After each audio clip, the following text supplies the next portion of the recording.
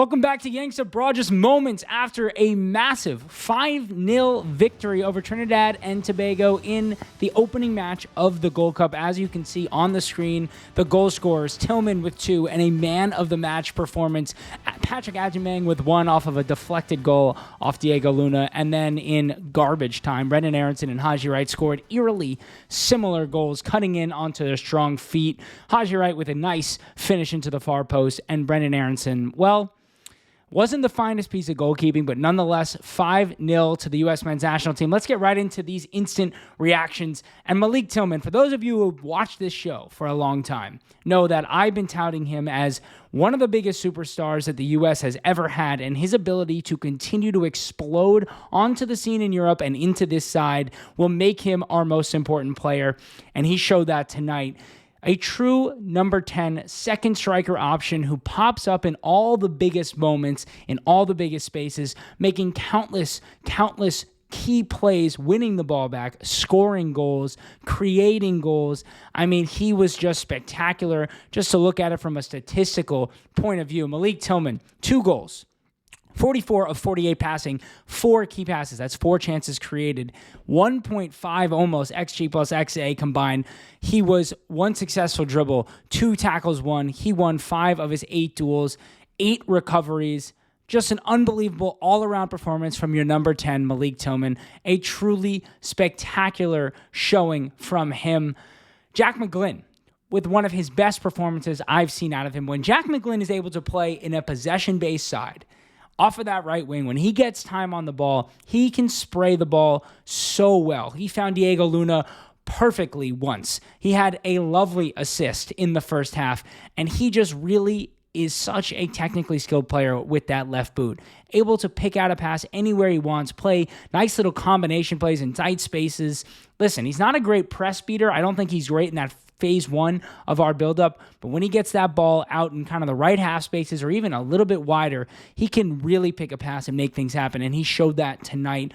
A couple of times I thought he was a little too much lingering on the ball out of Jack McGlynn, and he'll need to coach that out of himself, but a really, really good performance from Jack McGlynn. And then there was Sebastian Berhalter, who many of us were not excited to see tonight, including me, tweeting out that as a joke he was in the side, but I'll credit Pochettino.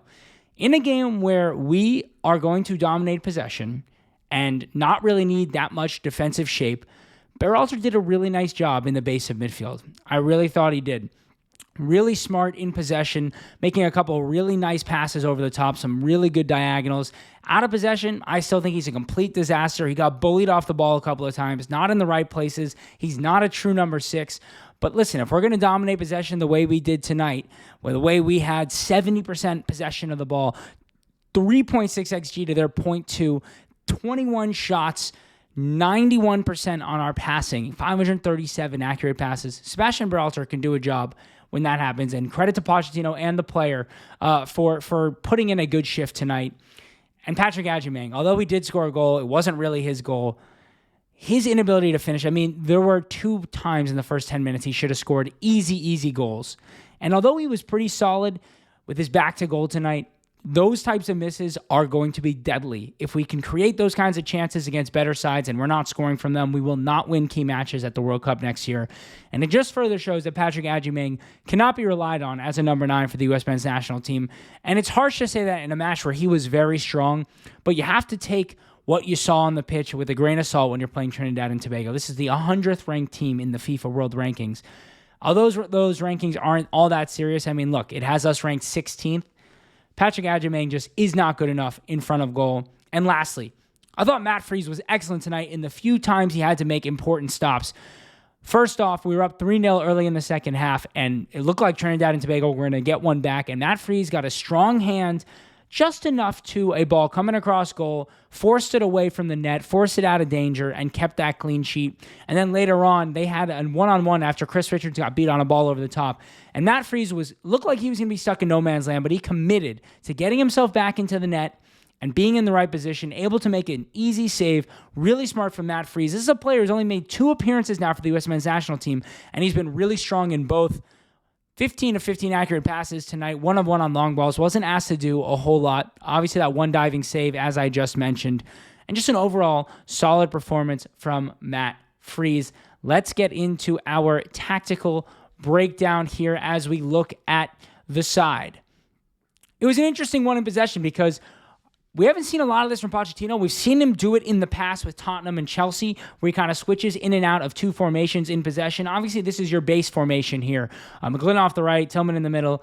Rarely you actually see us in this 4-2-3-1, even when we were in defense. But in possession, we switched between a 3-2-4-1, which we know what that looks like with this team, right? You get Luna as an interior. You get Arfson up here on the wing. You get McGlynn as your right winger. And you get these three basically as your back three in possession. And we saw a lot of this. We did. Because you know what was key? This combination here of Arfson and Luna. When Arfson is decisive in his play, when he wants to get this ball out here and take his defender to the byline, it allows Luna to become an interior.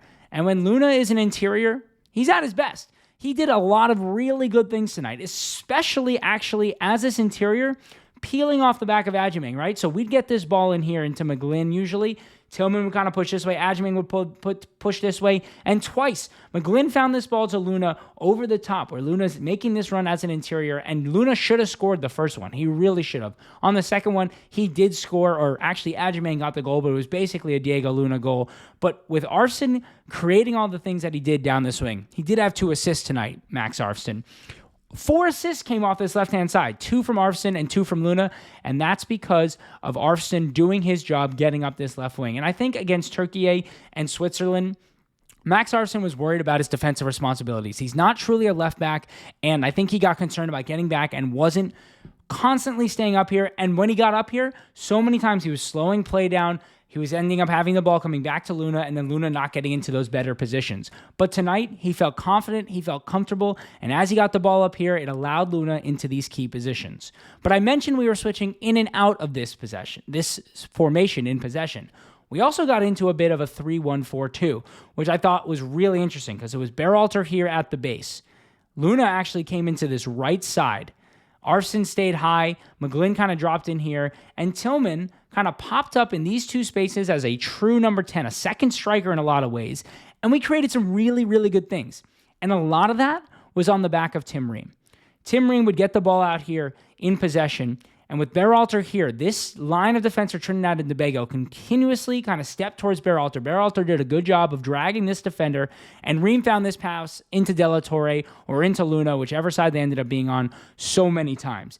And in the first 15-20 minutes, that created absolute mayhem for Trinidad and Tobago. They did not know where to be. They lost runners consistently. Tillman kept finding space up in these areas, creating. McGlynn then, as Tillman got space into here, and these defenders had to drop into Tillman, McGlynn then was able to drop deeper into here. This ball would come into De La Torre. It would work its way over to McGlynn, and the whole team would get forward just from that. And that's another way of creating mini transitions, right? I talked a lot about that in our last 2 videos against Switzerland and Turkey because, to be honest, you can't have Berhalter here on his own, even out of possession against those teams, because if we turn it over, he's stuck here on an island.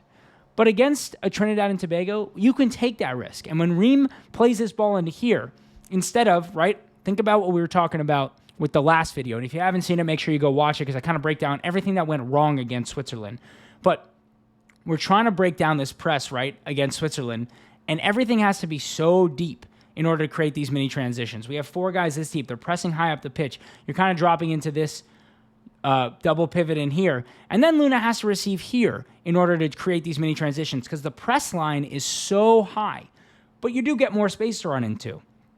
Against Trinidad and Tobago, though, when you have Arfson this high up, when you are able to get Luna and De La Torre up into these kind of double 8 positions and Berhalter here, it allows this out ball or this transition ball into De La Torre or into Luna. It allows you to create a mini transition that you're already got. First of all, more men forward, right? Before we're talking about 4 men forward. Here you've got 6 men going forward, and you've got more opportunity to make a goal happen faster. And Tim Ream, I know I've spoken a lot about Tim Ream and how I don't think he'll be a part of the World Cup team, but a match like tonight shows you what he can do for the U.S. men's national team. He can be that Tanner Tessman, for lack of a better term, who can pick out a defense with one line-breaking pass, and he did that so well tonight. Just to get into the numbers on Tim Ream tonight, 80 of 85 passing, the most completed passes of any player on the pitch tonight. 14 of 15 accurate long balls. That's what I'm talking about with Tim Ream. He just can pick out a pass any which way that he wants. And he did fine in possession. Listen, he won every tackle, every duel he was in. He knows at this point not to go to ground if he doesn't need to. He likes to keep everything in front of him. Against faster players, is he going to get beat over the top? Yes. But against a team like tonight, really smart from Pochettino to switch again into this little 3-1-4-2. For those who didn't see the original one here, in the 3-2-4-1, it's really strong in possession, but we always struggle with central access. We really do, because it relies completely on being able to get these three players to get the ball into here, and then from these players to break another line. But in that other possession, in that other formation, Tim Ream is able to take out this whole line of defense with one pass into here, one cross ball into McGlynn who can play a ball over the top, one ball down the line to Arfson who can get in here and play the ball into Adjumang or into Tillman, as he did so many times. Really, really smart from Pochettino, and these are the types of tactical changes that we need to see from him when we have different opponents. This was a result that we desperately needed tonight, as everybody knows. Like, after those two performances, there were some good things to take away from the Turkey match. The Switzerland match was a disaster. The lineup was bad. But this, Pochettino got right. I spoke a little bit about Arfson already, but I just do think he deserves his flowers. Players who struggle, when they play well, deserve their flowers. And Max Arfson was awesome tonight. He really was. 2 assists. He had 3 shots himself, 2 of those being on target. 49 of 52 passing. Created 4 opportunities, chances created, 4 of them. 4 teammates. His crossing was really strong. It only says 1 of 3 here, but he got the ball into dangerous areas with decisive actions over and over again. And he won 6 of 9 ground duels, which I thought was really impressive out of him to be more conviction in his tackles. It helped us win the ball higher up the pitch. How many times did we win that ball in their half? We kept the ball in their half the entirety of the match. I don't know if FotMob has that here, like field tilt, but the field tilt was spectacular tonight. I'd love to see if we can find it here. Maybe they don't have it here, but truly the field tilt was spectacular out of this team tonight. Let's talk about maybe not negatives, but just things to work on here for this side. So, again, I think we played a lot more of this 3-1-4-2 to get Luna into these central areas, because the difference in Luna's play when he receives the ball out wide versus as an interior is night and day. Even a couple of times, we kind of got stuck into this where Arfson gets dragged deeper and Luna gets up here and De La Torre almost drops in here. And Luna received the ball up here and just literally lost all confidence on the ball. He has no interest in driving this way, and defenders know it. And so when he receives the ball out here, he just recycles immediately because he doesn't want to go this way with the ball. He wants to cut in every single time, and it completely limits the way we play. And so again, credit to Pochettino for getting Arfson high up the pitch, getting Luna through the center, and at times getting Luna even into this area and getting into this 3-1-4-2. It really, really was strong. Adjumang, Patrick Adjumang. The goal, whatever, it's going to alter the way people think about this match for Adjumang. He was successful tonight because he had the time and space over and over again to pin the defender as he was receiving the ball, take a poor first touch, and then get back onto the ball. Against a team like Trinidad and Tobago, Patrick Adjumang can be really effective because he's more physical than them. He is smart with the way he uses his body to shield the ball. And he doesn't need to take a super close controlling first touch. If that first touch is loose, he has time to get back on the ball and face up a defender or make a decision. Those things that he struggles with are not faulted against a lower side like a Trinidad and Tobago. And again, it's not just the missed opportunities, the missed goals. It's the bad touches. It's the bad number 9 play that's going to cost Patrick Adjumang and this side every time that Adjumang starts for the U.S. men's national team. But again, the ability for us to create those mini transitions tonight was the best thing to take away from it. And it's so much against Switzerland and Turkey. We're talking about it in possession. We're talking about driving from deep, all of those things. But you have to take your licks against lower sides by making them uncomfortable on the ball, high up the pitch. And Malik Tillman and Patrick Adjumang did an excellent job of that tonight, over and over again, allowing the goalkeeper to play the ball where he wants. But the second that this ball, and we, in possession, drop a little bit deeper, more into this formation, Arfson stays kind of high here. So we kind of get back into here, out of possession. We'd let this ball come here, and either Adjumang would come here or Tillman would get to this ball. they'd win it high, and then you get Luna and McGlynn running at the defense with your entire team ahead of them, and over and over again, it just created great opportunities for this side. A really, really good match overall from the U.S. men's national team. Just to look at a few more stats here, McGlynn, 47 of 53 passing, 3 of 3 on long balls, as I said, picking out whatever he wanted. Haji Wright came on, and I think he did a really good job as a number 9. Over and over again, I feel like we have not trusted him as a number 9, but when he comes on in second halves of matches as a number 9, he always does well. Scored a goal, obviously, did really well to win possession, win a few fouls, and put out any kind of danger that we were facing when Trinidad and Tobago did kind of get forward a little bit. And not to discount Brendan Aronson, but that goal, take that with a grain of salt. He had an open opportunity from about 8 yards out and hit it directly at the keeper, who somehow did not save it. But a very exciting match for the U.S. men's national team. Obviously, this is not the world's best team. We know that. We know that Trinidad and Tobago is not the kind of talent that we're going to be playing in the World Cup. But to be able to dominate bad teams is a key thing that we have not done under Berhalter. Over and over again under Berhalter, we'd win those types of matches 1-0, 2-0. Those teams would hang around, maybe scratch a late goal, force extra time. We took it to Trinidad and Tobago, and we showed them how we can play when we get into those areas. And I said this again during the Switzerland and Turkey matches. Against Turkey, we didn't win, but we showed what Pochettino was trying to imprint on the squad. That's the key. To continue to see Pochettino's fingerprints on this team. Against Switzerland, we saw none of it. And then back to Trinidad and Tobago, we saw the formation switching. This is something he did so successfully at Tottenham specifically. Chelsea a little bit too, but at Tottenham, he did it so well in and out of possession with players like Dele Alli. And Malik Tillman is Pochettino's Dele Alli. Go back to the video from September 10th when the U.S. men's national team hired Mauricio Pochettino. Go back to my video then.